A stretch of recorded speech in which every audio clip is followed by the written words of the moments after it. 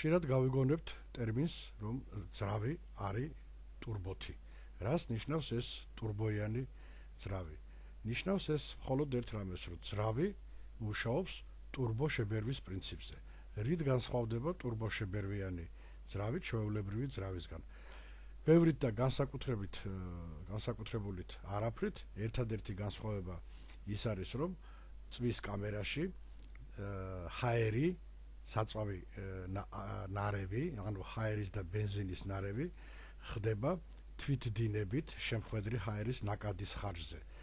ხოლო ტურბოშებერვიან ძრავში ის ხდება შემდეგნაირად. ესე იგი, ჯგუში გამოდევნის რა ნამწვავ აირებს, ეს ნამწვავი აირები აბრუნებენ ტურბინას საკმაოდ დიდი სიჩქარით. ტურბინის ღერძზე შეერთებული არის მეორე ტურბინა, რომელიც გარედან უკვე არა შემხვედრ ჰაერს, არამედ წნევით, დიდი სისწრაფით და დიდი რაოდენობით შეიწოვს ჰაერს, გაატარებს მას გამაგრილებელში და ისე მიაწვდის წვის კამერაში.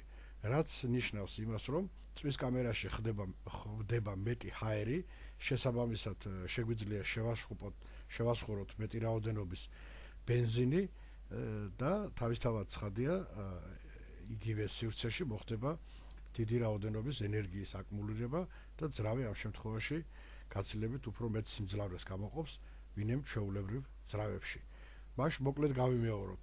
ესე იგი, გამონაბოლქვი ნამწვი აირების ხარჯზე ხდება ტურბინის ბრუნვა, რომელიც შეიწოვს ჰაერს გარედან, გაგრილდება ეს ჰაერი და ასევე წნევის ხარჯზე, აი ამ ტურბინის მიერ წარმოშობილი წნევის ხარჯზე დიდი რაოდენობის ჰაერი შეეშვება წვის კამერაში, შესაბამისად დიდი რაოდენობის ბენზინი შეგვიძლია შეურიოთ და აფეთქება უფრო მძლავრია და სიმძლავრე უფრო მეტია.